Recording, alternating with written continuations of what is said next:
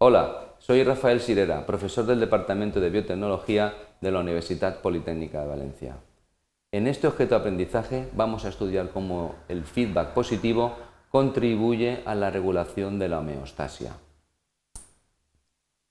Los objetivos de aprendizaje es que descubramos lo importante que es el mantenimiento del medio interno, o lo que es lo mismo, la homeostasia, y cómo la regulación positiva participa en este control del medio interno mediante el uso de algunos ejemplos. La homeostasia es la capacidad de mantener el medio interno constante, el cual se produce gracias a la acción coordinada de los diversos órganos y sistemas que conforman los organismos vivos.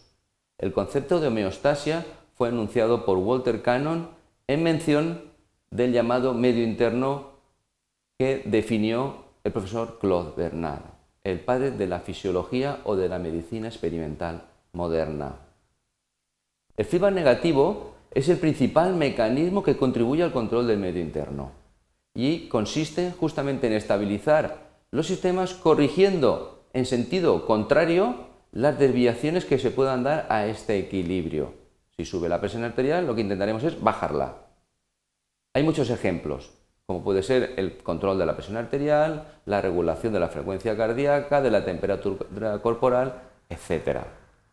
Por el contrario, el feedback positivo se da cuando la retroalimentación tiene la misma dirección que la desviación de ese punto de ajuste. Un ejemplo, imaginaos que de un frasco se empieza a perder un poco de agua. Un feedback positivo consistiría en que se pierda más agua. Al fin y al cabo, esto puede parecer contrario al mantenimiento del equilibrio del medio interno, pero es importante para algunos procesos. Evidentemente, en algún momento tendremos que parar ese vertido de agua, volver hacia el cambio, hacia el punto de equilibrio. Existen muchos ejemplos, como puede ser la coagulación de la sangre, los potenciales de acción, cómo se despolariza la membrana, la lactancia materna o las concentraciones uterinas durante el parto. Empezando como ejemplo por la coagulación, os diré que la hemostasia es el proceso por el cual, después de que un vaso se ve dañado, se pierde, se imposibilita la posterior pérdida de sangre. La hemostasia consiste tanto en la vasoconstricción del vaso dañado como en la formación de tramas insolubles de proteínas que previamente estaban en forma de soluble en el coloide plasmático, principalmente el fibrinógeno que pase a fibrina mediante la acción de la trombina, más la posterior agregación plaquetar y la formación del trombo, el coágulo. Pues bien, si os fijáis en esta gráfica, la coagulación tiene dos formas diferentes de activación. Por un lado, el daño directo del endotelio vascular y por otro lado, el contacto con proteínas tisulares. Tanto por las dos formas independientes vías de activación, lo que observáis son cascadas enzimáticas. Las cascadas enzimáticas son ejemplos claros en los cuales la formación de un producto amplifica la formación de los productos posteriores. Hemos dicho que tenía que haber mecanismos de regulación que pudieran invertir esta cascada, esta amplificación.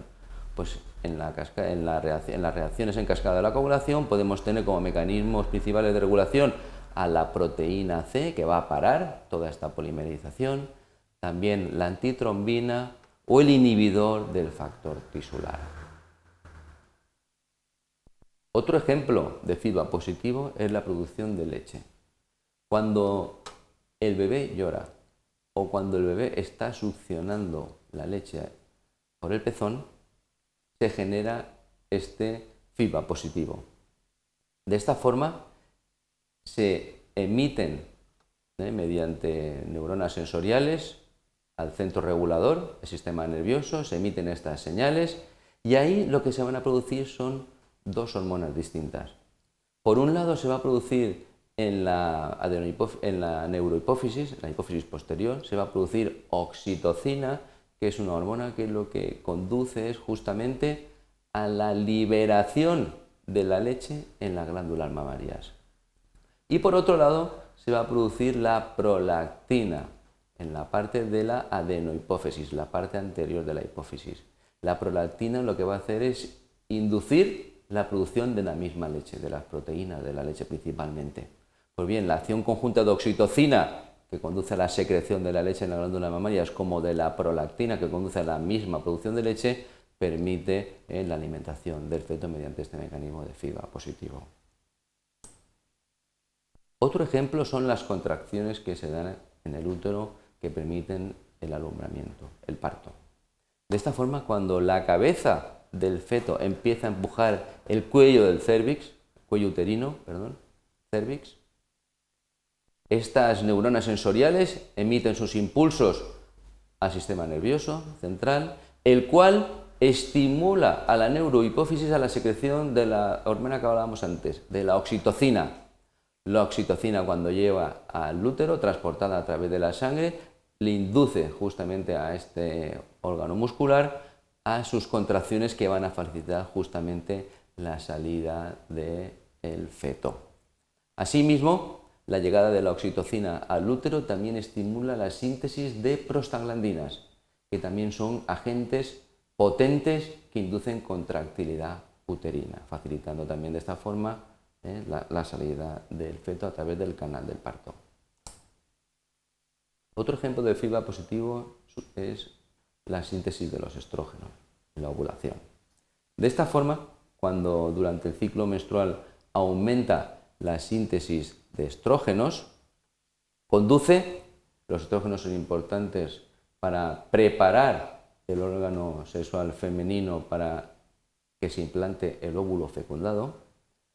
Cuando aumenta la concentración de estrógenos, o sea, se está preparando el endometrio para la recepción del óvulo fecundado. Cuando el nivel de estrógenos es elevado, se produce, mediante un mecanismo de FIBA positivo, más hormona luteinizante, que lo que va a hacer es justamente liberar los óvulos de los folículos del ovario.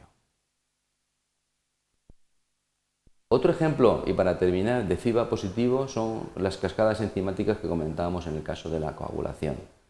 Tanto la generación de un producto en una misma cascada como la generación de otros productos en cascadas paralelas son capaces de ejercer mecanismos que activan a enzimas que están upstream de la vía y que inducen a la generación de más producto.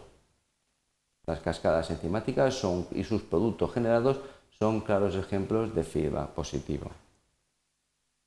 Bien, para terminar, es importante que tengamos presente que todos los órganos y sistemas que conforman el cuerpo humano trabajan de forma coordinada para el mantenimiento de la homeostasia.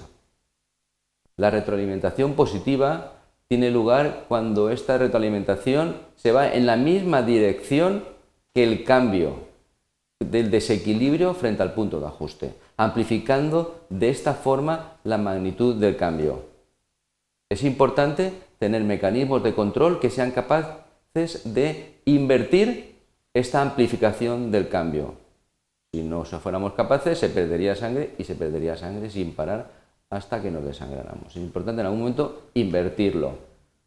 El FIBA positivo no es biológicamente tan común o tan frecuente como el FIBA negativo, aunque también es muy importante para el mantenimiento de este medio interno. Y ejemplos que hemos visto son la coagulación de la sangre, la lactancia materna o las contracciones uterinas durante el parto.